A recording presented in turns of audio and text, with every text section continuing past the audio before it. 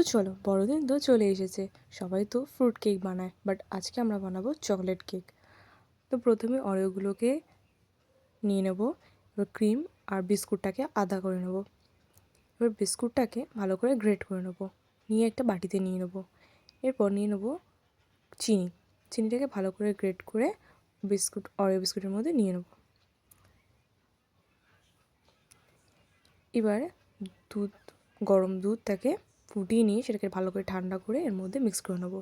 এবার দিয়ে দেবো কিছুটা বেকিং পাউডার আর অল্প বেকিং সোডা দিয়ে ভালো করে সেটাকে মিক্সড করে একটা কড়াইয়ের মধ্যে নুনটাকে ভালো করে গরম হতে দেবো।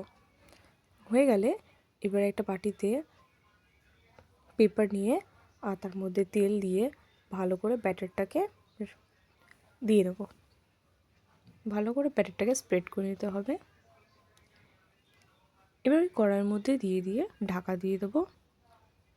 1 ঘন্টা মতো পর সেটাকে ঢাকনাটাকে তুলে ভালো করে একটা স্টিক দিয়ে চেক করে নেব সেটা হয়েছে কি না। আমারটা পারফেক্ট হয়ে গেছে। কাঠিতে যদি দেখো কিছু লেগে থাকে তার মানে পারফেক্ট হয়নি। যখন দেখছো লেগে যাবে না তখন কেক পারফেক্ট হয়ে গেছে। তো তারপর নামিয়ে নিয়ে পেপারটাকে তুলে তারপর ক্রিম লাগিয়ে নেব। এবার চকলেটটাকে আমরা গলিয়ে নিয়েছিলাম সেটাকে ভালো করে স্টেপ বাই স্টেপ দিয়ে দেবো। আমি 3 ভাগে করেছিলাম। ভালো করে চকলেটটাকে উপরে দিয়ে এবার অরিও যে ক্রিমটা আমরা নিয়েছিলাম সেটা দিয়ে আমরা একটা ছোট্ট ফ্লাওয়ার বানিয়ে নেব। তো রেডি হয়ে গেল আমাদের কেক। কেমন হয়েছে